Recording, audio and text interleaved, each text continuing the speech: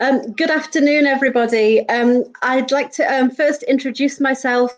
My name is Amanda Crowfoot. I'm Secretary General of the European University Association, and I'm absolutely delighted to welcome you this afternoon to this EUA webinar on European support for researchers at risk, which marks the launch of the Inspireurope project mapping report that you're going to be hearing about today. On behalf of EUA, I'd like to say how pleased we are both to be part of the Inspireurope project and also to be hosting this event today. For those of you who may not know, EUA is the collective voice of universities in Europe, and we represent over 800 universities in 48 different countries and 33 national university rectors' conferences. And one of the topics on which we make our voice collectively heard is on the issue of defending common university values such as institutional autonomy and academic freedom, which are at the heart of what we're discussing today. Just this year, EUA launched a new strategic plan, and we put these values very much at the heart of that, alongside other critical values such as integrity, solidarity, diversity, and freedom of speech. And we strongly believe that upholding these values is absolutely essential to ensuring excellent research. And I think really, I'm sure we all recognise that this is a time when the world really needs excellent and robust research more than ever. And unfortunately, however, it's also a time where we know that researchers are increasingly facing a number of risks in a number of different places, in a number of different situations. And so I think this makes this seminar today, this webinar, talking about what practical support we can actually do and the actual situation for researchers at risk. It makes it very timely and very important. And so I'm very much looking forward to hearing what all the speakers have to say and also what you have to say as our audience. The way that we will work today is we will actually take you through some of the key findings of the Inspireurope mapping report. My colleague Henrietta Sturber will present some of the key issues, and then we will follow that with some reactions from the speakers and some questions from the audience. So we will break it up into different sections in order that we can have an interplay between the findings of the report and the reactions of our speakers and our audience. Before we do any of that, though, I'd like to briefly hand over to my colleague Holly Clenney to give you some technical information before we get going on the discussion. Yes, thank you, Amanda. Good afternoon, everyone. So I will briefly go through some technical features with you all. During this webinar, you have two ways of interacting with us. On your right-hand side of your screen, you will find three tabs called Chat, Q&A, and Handouts. First, the Chat tab. Please use this tab for greetings, technical questions, or any other comments on the webinar you may have.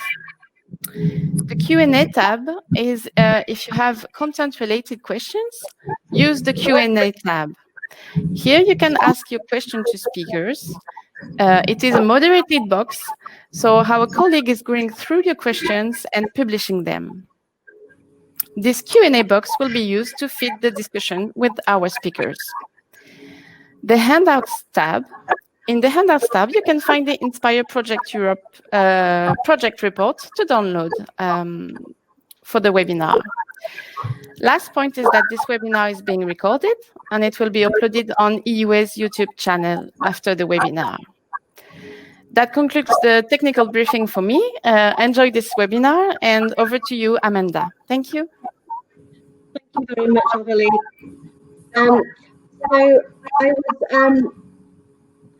I would like to first now then introduce our four excellent speakers who will be reacting to the presentation today.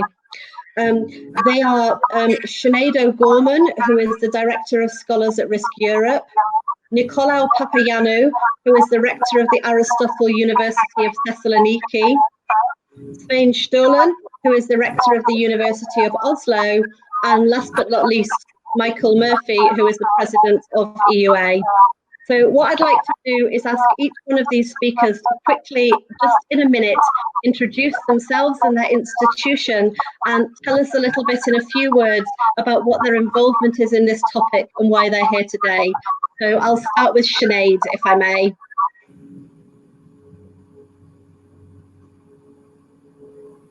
Thanks very much, Amanda, and congratulations to EUA on this excellent report produced as part of the Inspireurope project.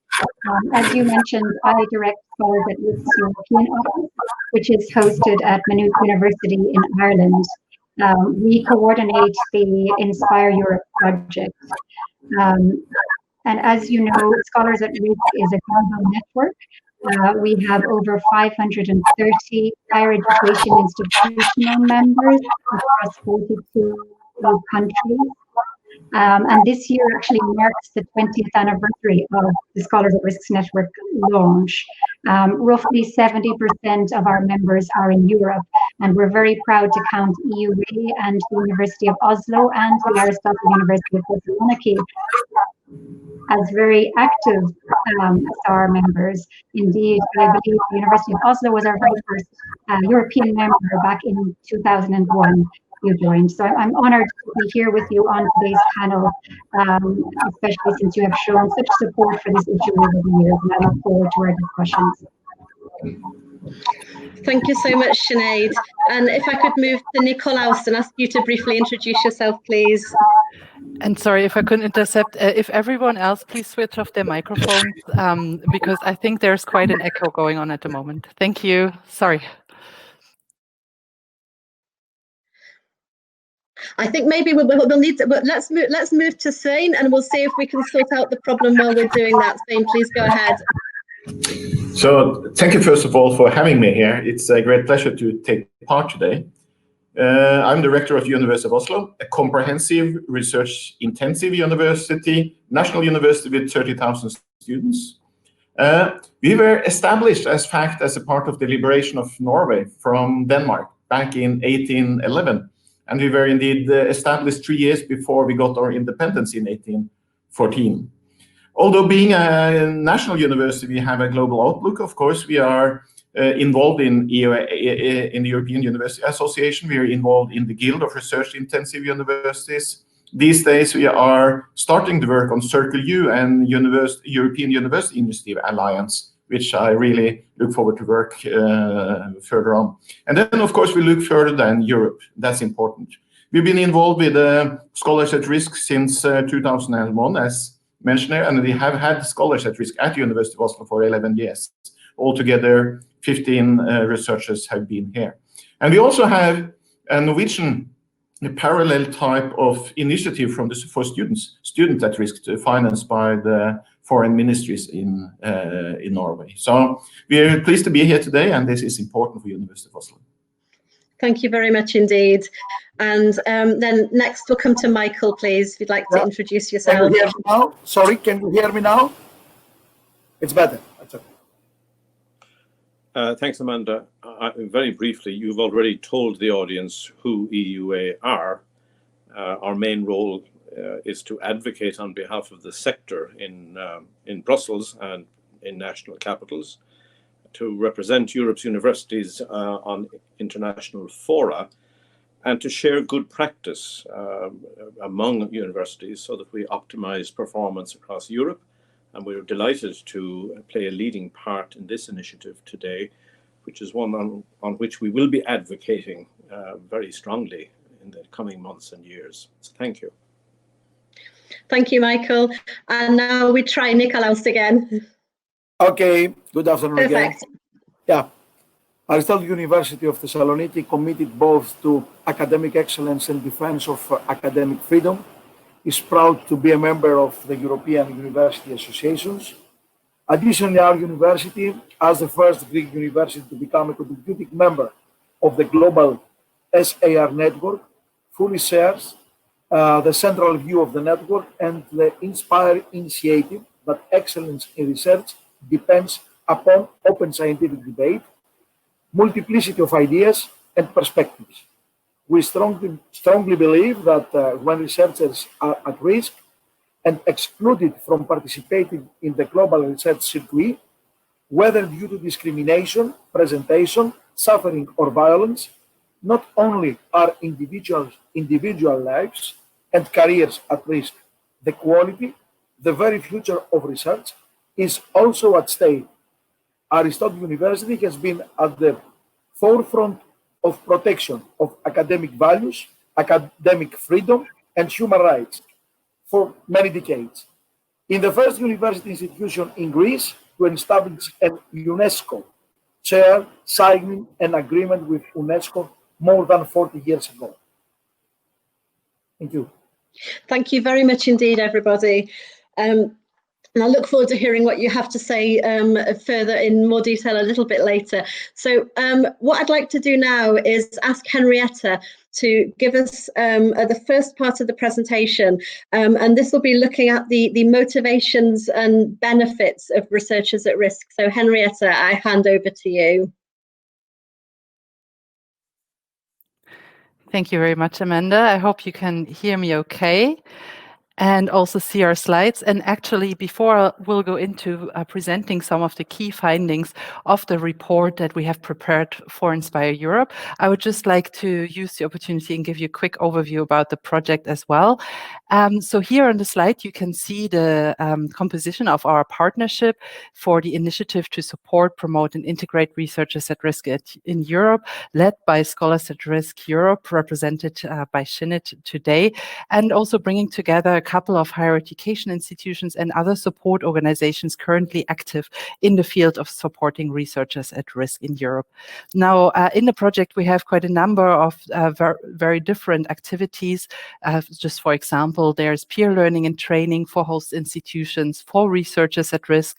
There's also networking and outreach with particular focus on regions of Europe that currently do not host as many researchers at risk.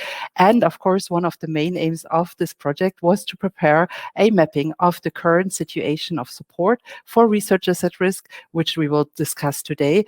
And following this mapping, we will also prepare concrete policy recommendations at the end of the project.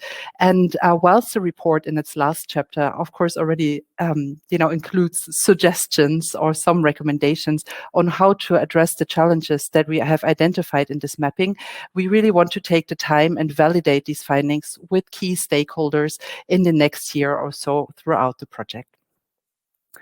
Well, sorry, I need to click here. Yes.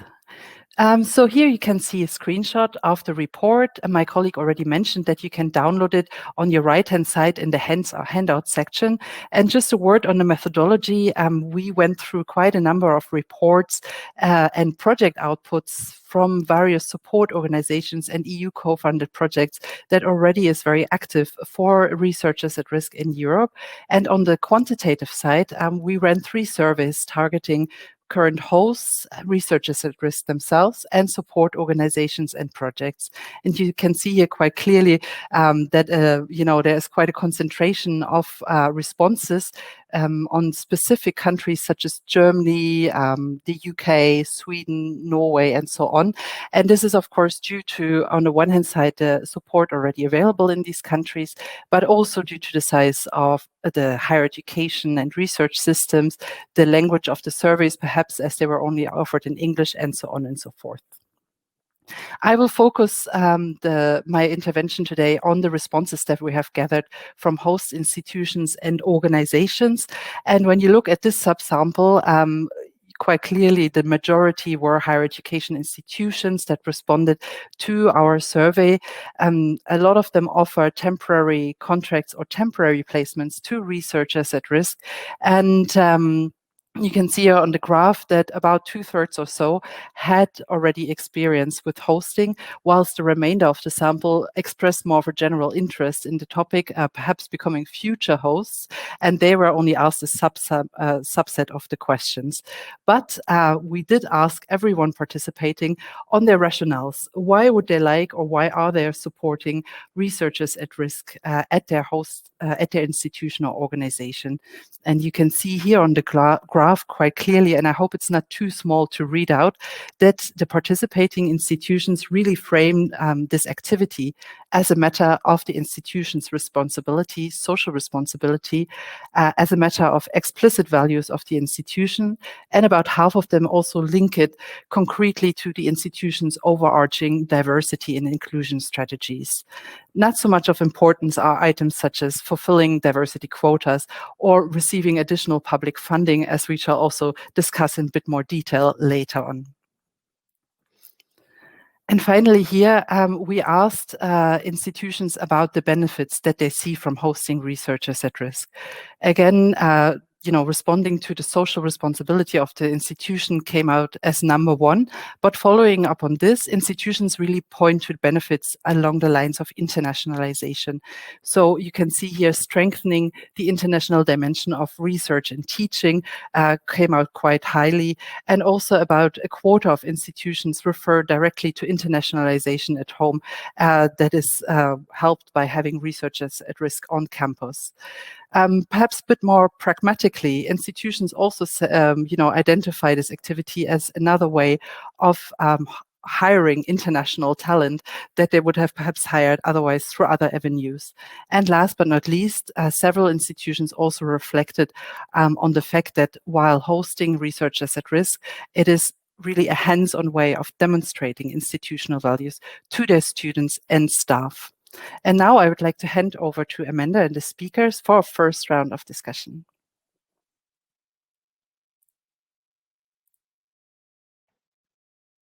Thank you very much indeed. It was very, very helpful background. And what I'd like to do then is explore a little bit with our two rectors here about their own kind of organisations, motivations, and the benefits they see from participating in this. So if I could start with Nikolaus, and I wonder, Nikolaus, if you could maybe explain to us what your institution's motivation was for actually the actions that you've taken, and particularly as the first Greek university to set up a dedicated scheme of this way, to this type, it would be really useful to have your reflections on that. Okay, I will try to do. So our university is a member of the Inspireurope project. Additionally, our university is involved in almost all phases of Inspireurope and has a leading role in the outreach activities throughout Central, Eastern, and South Europe. Our university's participation in Inspireurope follows on the successful implementation of the SUCRE, Erasmus Plus strategic partnership in the field of higher education from 2016 to 2018. SUCRE focused on the processes required for the proper integration of refugees and migrants, students as well as scholars, in higher education, as well as on their support after their acceptance and or entrance in a university. Based on its success and with strong collaboration with the University of Cologne and Vrije University of Amsterdam, we have prepared analytical guidelines and guides of best practices for integration of refugee students and scholars in European universities. Aristotle University was the first Greek university to organize such support efforts among Greek higher education institutions. Unfortunately, entrance to university is decided by the Ministry of Education, and so we have been in contact with previous and current government. Progress has been slow until now in this front, because this one belongs to our general academic law. However, as started in the report Policy Advocacy, in one of the key suggestions to overcome challenges faced by researchers and their hosts, all support organizations and the vast majority of the host institution, 93%, emphasize national and European policy support. This is why we have been pivotal in organizing such measures in the framework of Inspire project. At the first level, we focused in Greece, whereas in 2022, we will focus on the broader Balkan and Eastern Mediterranean region. In our workshop in Thessaloniki on 13th of September 2020, 1 month ago, we gathered distinguished personalities representing the European and national government. For example, Margaritis Skinas, Vice President of the European Commission with the portfolio for promoting the European way of life, Theodoros Karaoglou, Deputy Minister of Internal Affairs responsible for Macedonia, Thrace, Gregory Dimitriadis, Secretary General for International Economic Affairs in the Hellenic Ministry of Foreign Affairs, and Chairman of the Board, Enterprise Greece, high-ranking Greek academic administration, as well as stakeholders from outside of academia, from vocational chambers, agencies that promote employment, non-government organizations, as well as refugee researchers who have already found or are seeking a safe environment in Greece and the rest of Europe.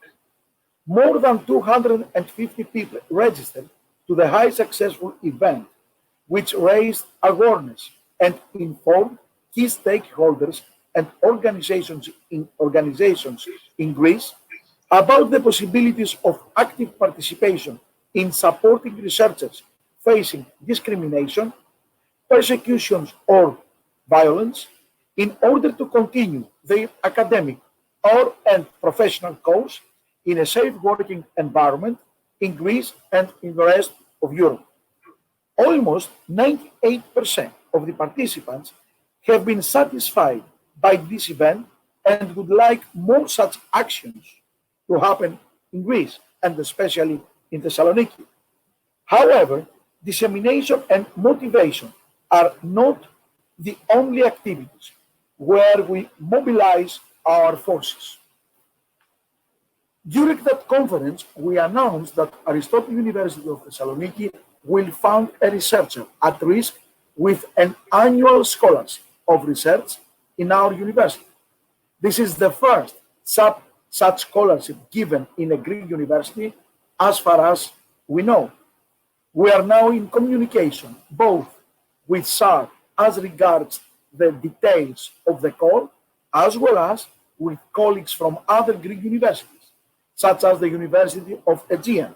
And Rector Vitsilaki, I'm really satisfied because she's with us together now, trusting on their experience in order to overcome the bureaucratic hurdles that this researcher will face. We hope we will welcome RR early during the next academic year. I think that we have done a lot. Absolutely. But always, every action is better than the next one, which could be better than the previous one. So yeah, no, thank you very much. That's really very helpful indeed. Thank you. And maybe if I could turn to Svein now and ask you, would you say, is the situation similar in Norway? Have you had a different experience? What were your motivations for your actions in this area? Maybe I could start with our strategy 2030, where we state that we would like our students to be able to put their study program in a societal context. So it's about the social responsibility of University of Oslo as an institution, which I think is extremely important. We need to have a global perspective on what we do as a university. The university as an institution depends on academic freedom. It depends on freedom of speech. And I would also say that to highlight education as a part of human rights is extremely important for University of Oslo. For that reason, the attacks on Kabul University yesterday was so sad, because education and knowledge really empowers people. And that's really the main motivation for being a university and for being also a global university. So throughout the history, I think we have engaged ourselves in things like children's rights, women's rights, also in human rights and peace in general. We have, in this context, also been happy to contribute with a MOOC on academic freedom, why academic freedom matters, dangerous questions, which I think has been one small contribution from University of Oslo. But in total, this is about what a university should be in a world which really is challenging for knowledge and education, and not at least outside Europe, of course.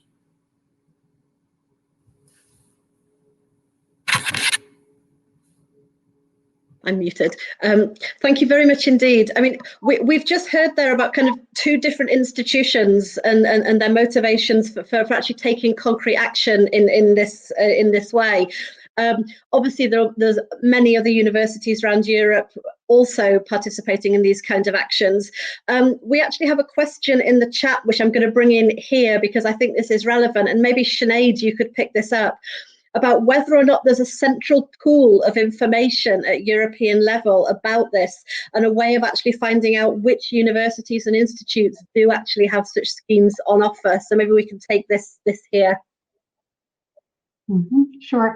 I mean, I hope that the Inspire Europe project itself fulfills this role as bringing together, you know, the existing best practices and examples of initiatives across Europe. So I'd invite you to visit maynoothuniversity.ie/SAR Europe, which is where all this information is housed on an Inspire Europe website.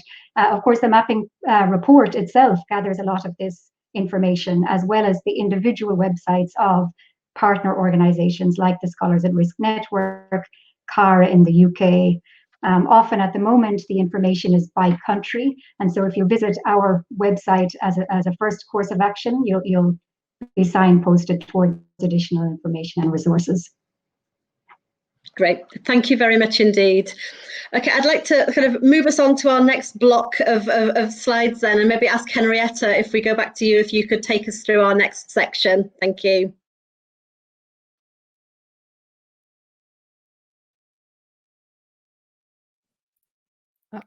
Yes, thank you very much for the interesting contributions. And indeed, we already include a list in the annex of the mapping report, but there's a very extended list on the website of the project hosted by Maynooth University. And we will also see to update this frequently so that the information available are up to date.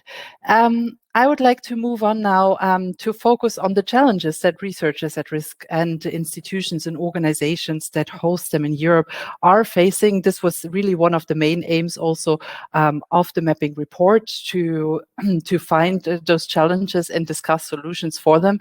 And again, I hope the slide is not too small in this window here. On the top in the bar chart, you can see the top challenges that researchers at risk told us about.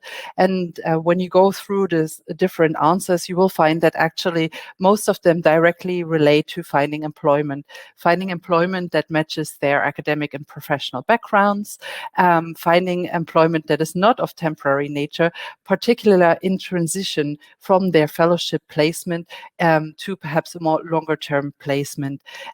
If you recall from one of my first slides, indeed, the placements usually are in the 1 to 2 year range, which is quite challenging to researchers at risk, of course, who are supposed to do research, supposed to find follow-up employment, but also, and this is the last point here in the bar chart, perhaps even enhance their skills in a new language. This was amongst the top 5 of the challenges that they faced as well. The table at the bottom summarizes, I think it's the top 3 challenges identified by the support organizations that we had participating in the survey, as well as the host institutions. And across those 2 stakeholders, the feedback really aligns quite nicely. It is all about shortage of dedicated funding when we talked about challenges to those 2 different groups of stakeholders. The support organizations also particularly point to the competitiveness of the academic labor market in Europe, again linking to the point that the researchers at risk made above about the transition into the labor market post-placement. But overall, a lot of the points mentioned were specifically on funding. So for instance, here on the right-hand side, for the host institution, lack of overall financial support available to host, lack of funding for appropriate remuneration of placement conditions, lack of funding for integration measures, which indeed are also a very important part of a placement at a host institution or organization. So as this came out quite highly in our inquiries, here's another bit of data on the topic of funding. The graph reflects the question to host institutions where the budget or the funding actually comes from that they use to support researchers at risk in form of scholarships, fellowships, but also more broadly in form of living support and accompanying measures and so on and so forth. You can see here very clearly the top bar, 72%, say our institution's core budget is the main or the only source to support this. Now, more than half of the institutions that already had experience with hosting researchers at risk in the survey sample said that they received some funding from external sources, and 10% said they were able to repurpose some external funding that they had received for other activities and make it useful also for researchers at risk. But overall, I would like to again underline the main source here, the institutional core budget. Other important sources that are listed here are, for instance, charities and foundations, national funds, particularly national R&I funds, of course, depending on the country in question, and then researchers bringing in their own funding, perhaps through also the support organizations that are currently active in Europe, and some of whom are also participating in the Inspireurope project. And so again, I would like to hand over to the speakers for the next round of discussions on challenges faced and the funding situation in their context. Thank you very much, Henrietta. So on the funding situation, obviously, all those of you who have read the report will know that the Inspireurope project has identified the need or the suggestion for an EU-funded fellowship scheme for researchers at risk. So I wonder, Sinead, if we could ask you to explain what the rationale is for this suggestion and what you think such a scheme would entail. Sure. Thank you, Amanda. I think maybe at the outset, it's very important to recognize that there's a lot of good work already underway. And as Henrietta outlined, there are a lot of institutional and some national level initiatives and fellowship programs for researchers at risk. So in particular, in Germany and France and in Finland, there are state-funded programs for fellowship programs for researchers at risk. At the European level, there is quite a lot of support through Erasmus Plus and Horizon 2020 for career development efforts and primarily for information exchange between different institutions. So in the area of mentoring or provision of webinars, trainings and events. What's certainly missing is an EU level mechanism, a dedicated fellowship at the EU level for researchers at risk. And we feel that this would go a very long way towards addressing the shortfall in placements or in fellowships for this target group.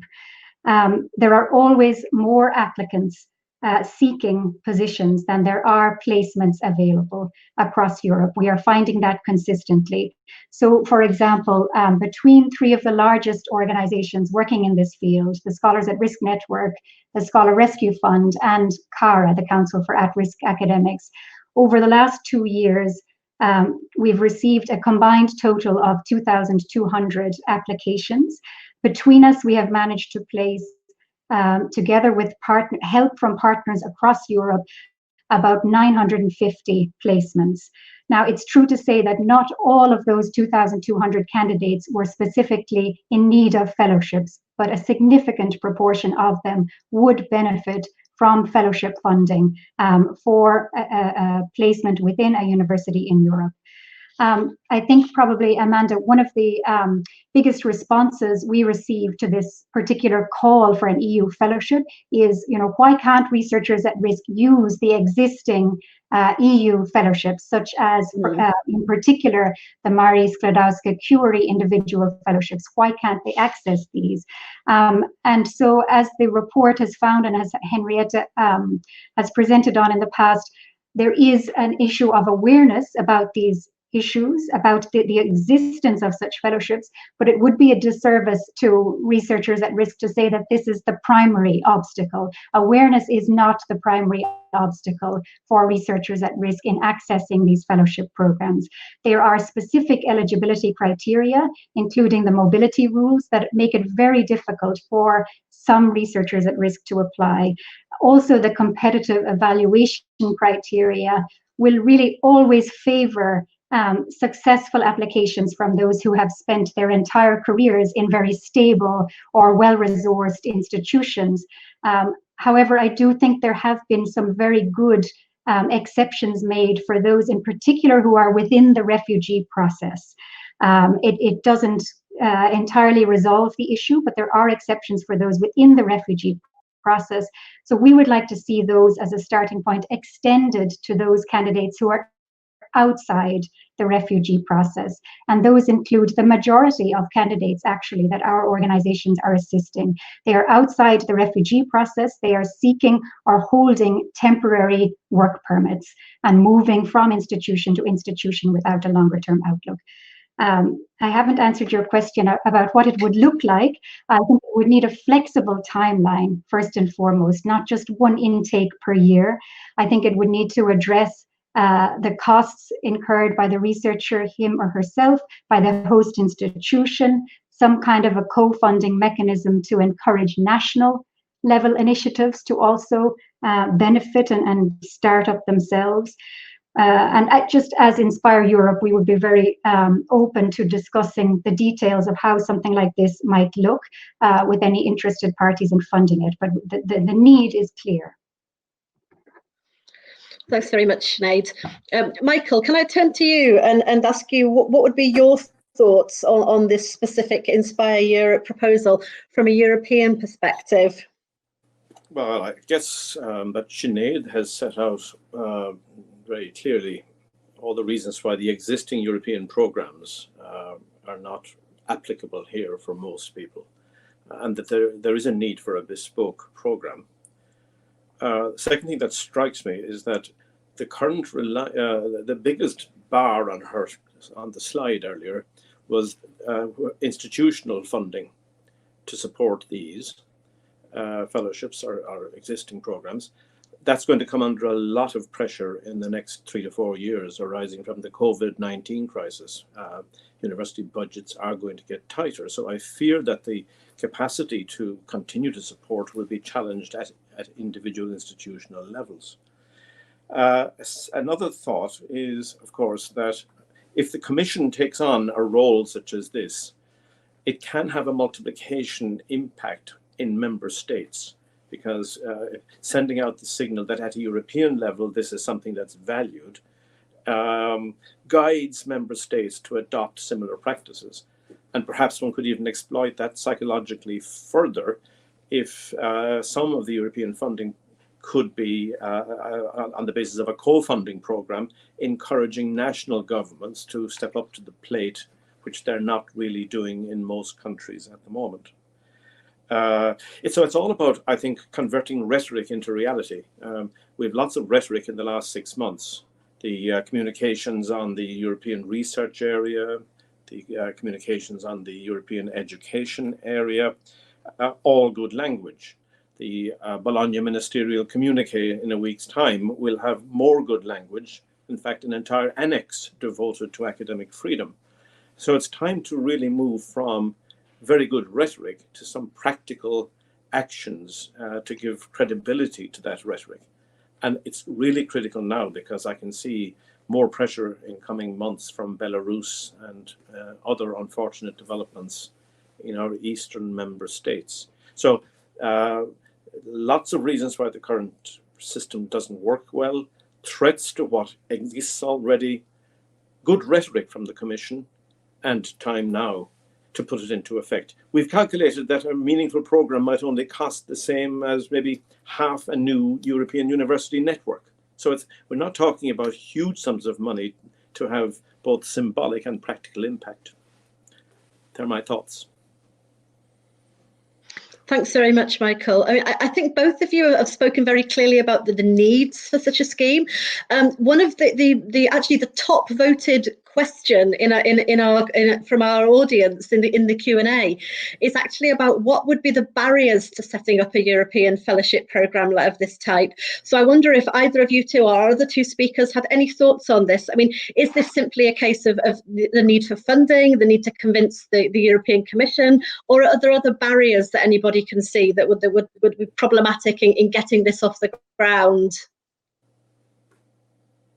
Sinead, maybe I can start with you. I can maybe say two very quick barriers. The obvious one is the competing priorities that COVID-19 responses now require.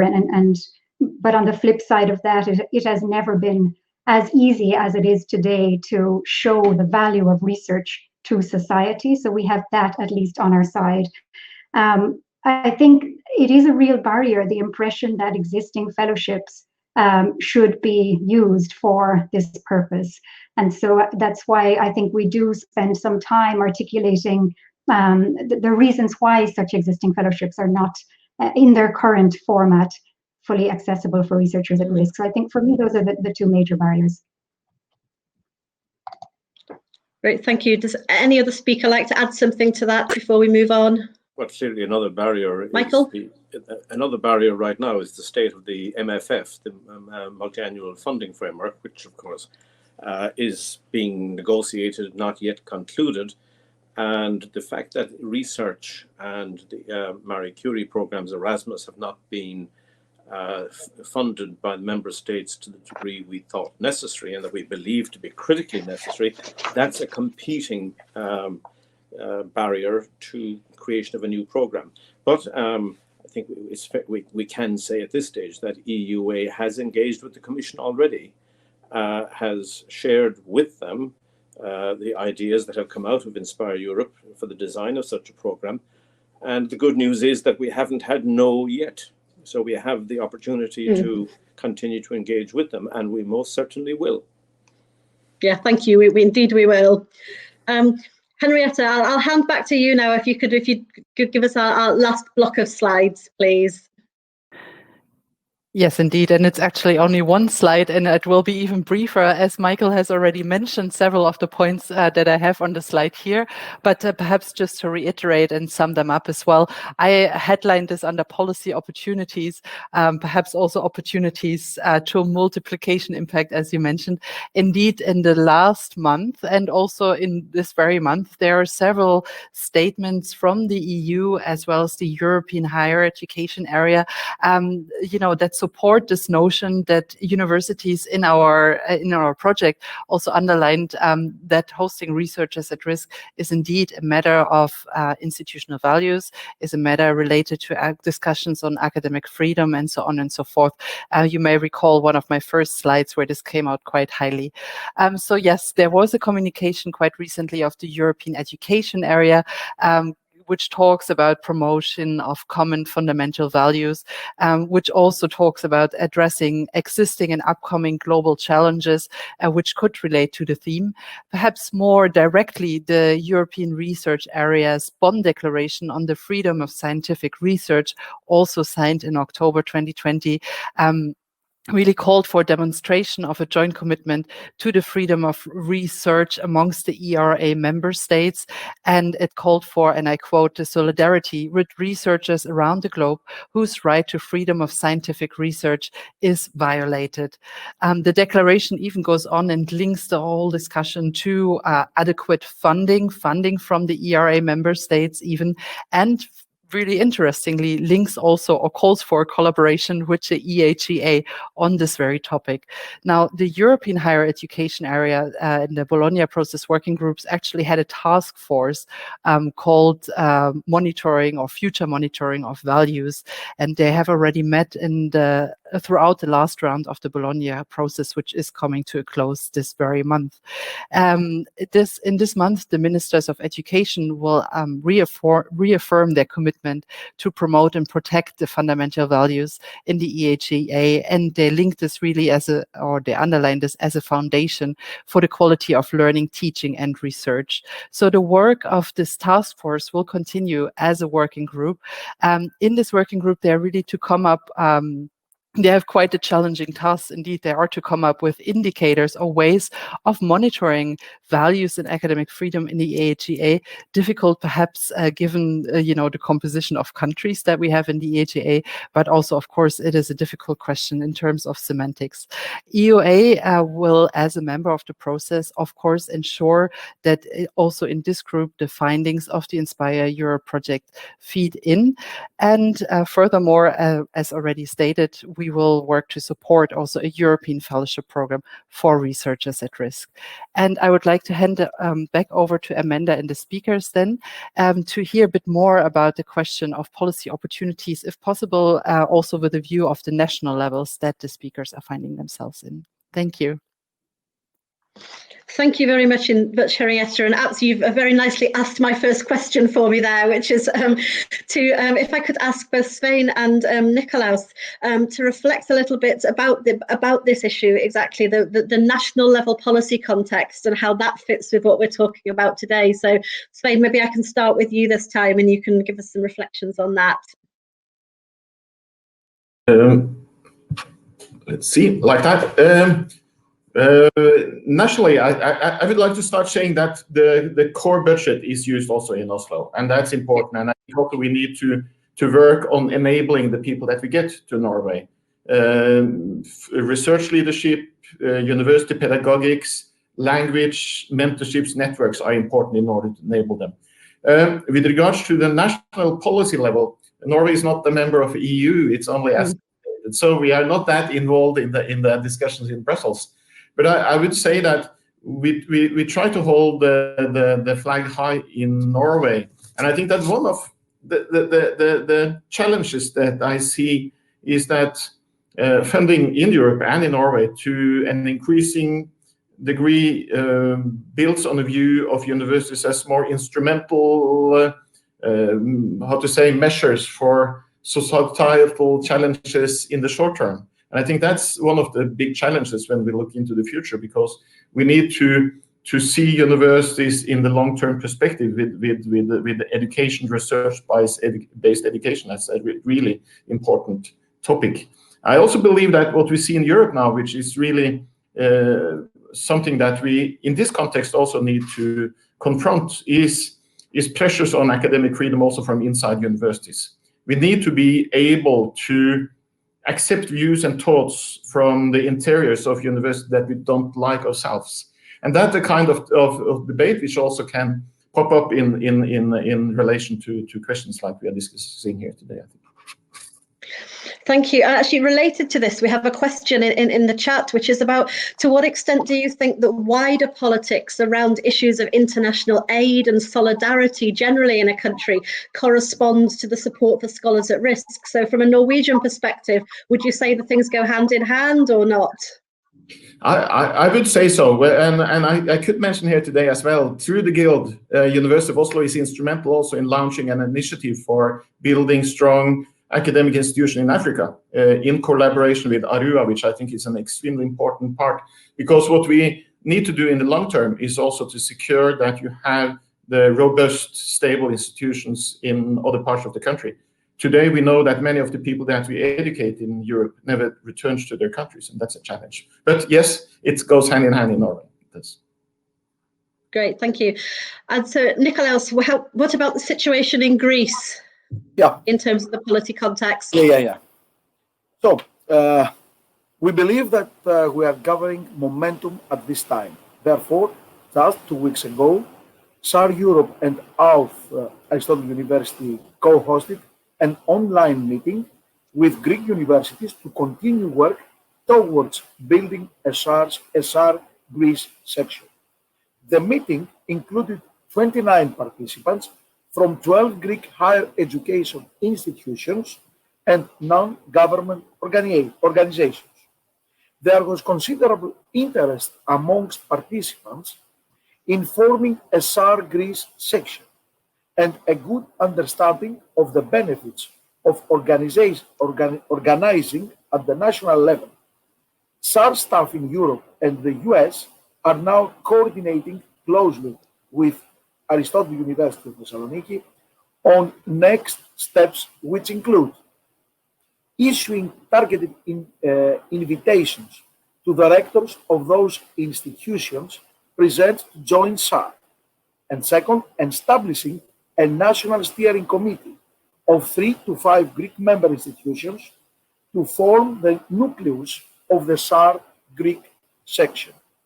We believe that at least 2 Greek universities, University of Aegean and University of Piraeus, will imminently join the SAR network, and we are optimistic for 2 or 3 more as well.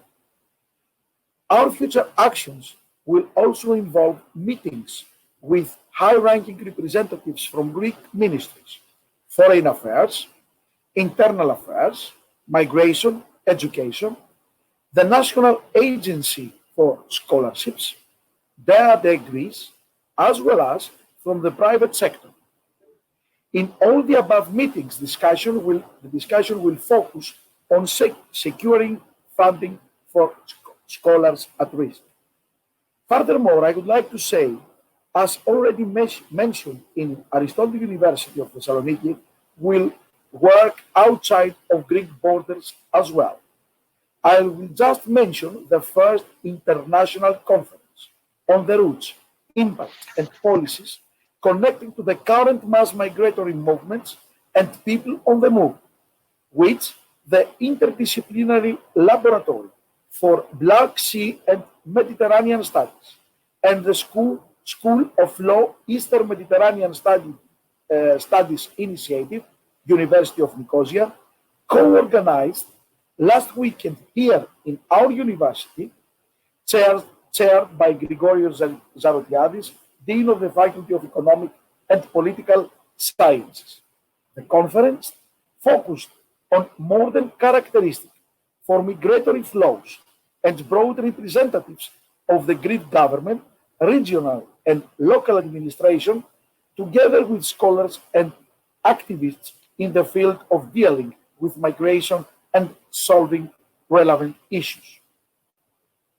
Esteemed colleagues, dear friends, I started my contribution by stating the Aristotle University of Thessaloniki is committed to academic excellence and defense of academic freedom.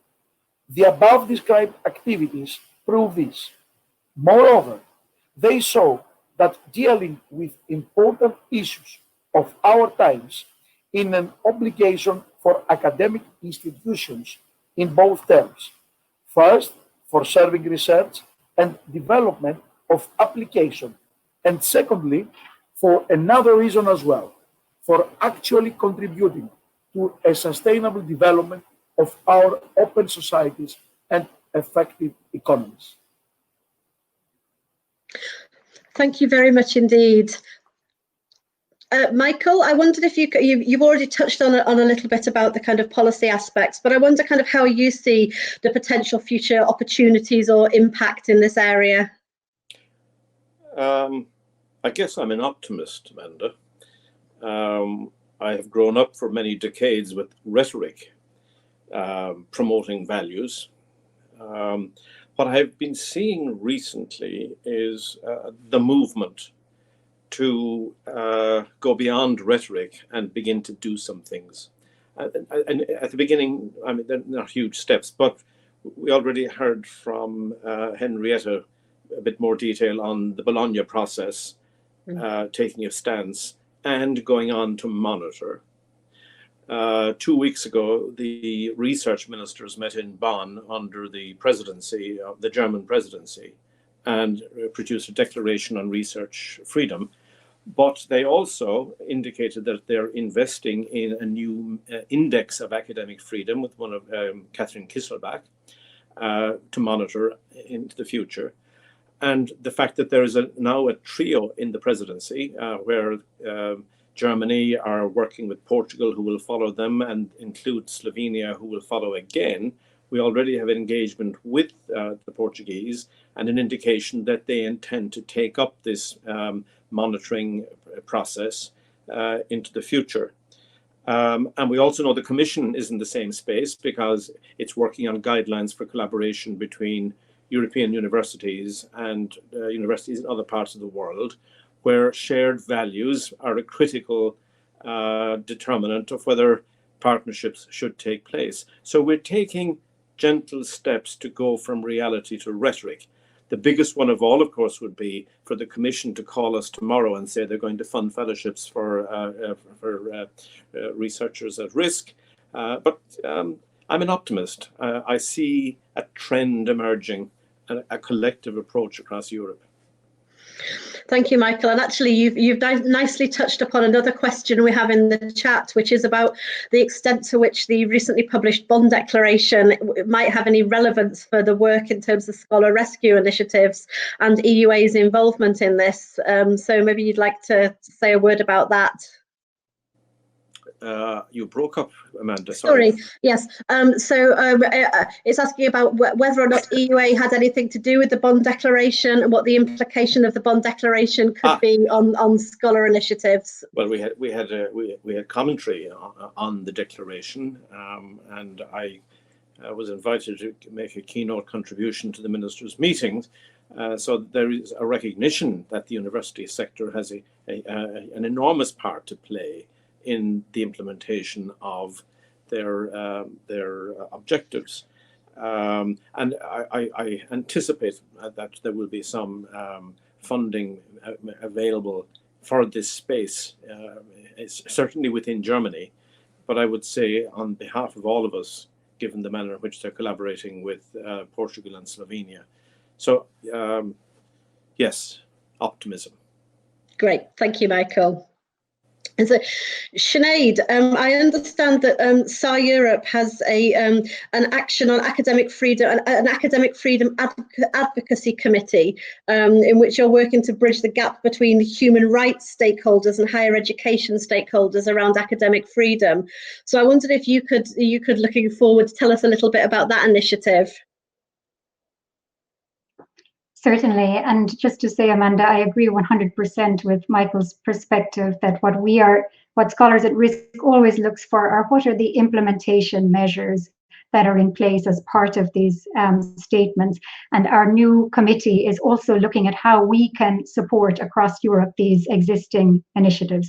It's very clear that there's not much conversation happening between those who are active in the human rights field, particularly in the area of free expression. Big NGOs like Article 19 are not necessarily connected to the ongoing discussions within the higher education sector. So I think that Scholars at Risk Europe has a role to play in convening those different groups. And so we have launched a committee which includes the European University Association, also includes Education International, ESU, Frontline, and a number of other groups listed on our website. So our aim is to really coordinate across Europe in support of academic freedom. If I can have 10 seconds to say that we, on November 19th and 20th, Scholars at Risk is launching its 2020 Free to Think report with a free online event that you can register for now. That is being broadcast from New York, but we'll have events in time zones that are more friendly to Europe and Asia, etc. And that data for that report draws from the data that's gathered for Scholars at Risk's Academic Freedom Monitoring Project, in which we reported on 195 attacks on higher education in the past year. So I really invite all your participants to consider registering for that today. And that does also include specific calls for action for states and non-state actors, including higher education networks within that event also. Thank you. Thank you very much indeed. I wonder if, just looking at some of the other questions from our audience, I have a very practical question that's come up a few times. Actually, two very practical questions. The first of these is there a difference between scholars at risk and refugee scholars? Both terms have been used, and we have a couple of questions about whether or not they are different things, or it's the same, two sides of one coin. And the other question is about whether or not Scholars at Risk includes doctoral candidates and the importance of supporting PhD students at risk. So I wonder if any of our speakers would like to comment on either of those points. Sinead? I can just give a very sort of practical explanation of the different terms that we're using. So scholars at risk, of course, is the organization Scholars at Risk. Not all scholars who our organizations work with are outside the refugee process entirely. They are seeking or they are holding temporary work visas and they're in temporary positions. So the terms are not being used interchangeably. The added complication is that within the Inspireurope project, the term researchers at risk includes both those who are within the refugee process and those who are outside it. Great, thank you. And on this second question, you know, the idea of when you talk about a researcher at risk, is that all levels? Does that include PhD students, doctoral candidates at risk? Maybe if I could ask our two rectors, Svein and Nicolaus, to tell us whether or not in your schemes you include doctoral candidates. Svein. As far as I remember, we do not have any doctoral candidates at present. But again, I would like to stress the initiative in Norway on students at risk as well. Yeah. It is support by the foreign ministries. I think that's also important because we have to bridge the whole span of people attending university, from the students to staff. Yeah, great, thank you. And Nicolaus, the same question to you. Do you include students and academic staff?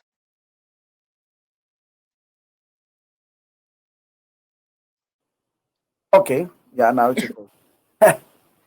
Yes, for sure, we include also. And students, both students and academic staff. And we have done already in the previous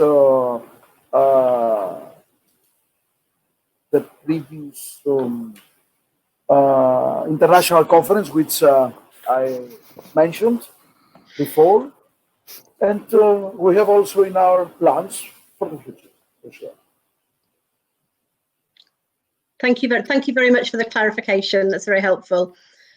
And then another question we have in the chat is how do you balance excellence as an evaluation criterion in any selection with the less optimal conditions that may have hindered the productivity of researchers who are at risk? So I wonder if anybody has any thoughts on that. Svein, you're nodding. Maybe I can turn to you. That's a good question, of course, and I think that we need to consider the possibilities that you have in your home country when you define what excellence is. I mean, excellence is about what you have managed within certain, how to say, restrictions, and doesn't really. It's not fair to compare people with quite different backgrounds. So I think we can do that in a fair way, and we have a certain number of persons that we are able to help every year. So then I don't find that a big challenge, really. What I would like to stress is that we need to support them, because if we are going to do a good job for these persons, we need to support them for a further career in Norway, and then we have to help them to get what they lack in collaboration with Norwegian candidates and so on. But we have had some success with that, getting people into industry and so on, and that's important. Great, thank you. Michael, you wanted to come in on this? Yes, it represents a similar challenge to something we have in all our universities across Europe anyway right now, which is the matter of career assessment, and particularly in the context of gender equality. For example, because women drop out of the workforce for sometimes long periods for family reasons and come back in, you have to adjust your criteria for assessment, moving more away from dominant quantitative measures to qualitative measures, and making judgments with regard to whether the quality was compelling in the context in which the person worked. So it's not a challenge unique to this specific agenda. It's a broader one that we're grappling with across the whole university sector for a variety of reasons. Thank you very much indeed. And hang on, I've just quickly looking down the list of questions. Another question we have is how is it possible to increase the involvement of global companies and societal institutions in terms of supporting the initiatives around this area? I wonder if anybody has some thoughts on that. Maybe Sinead, might like to comment on that.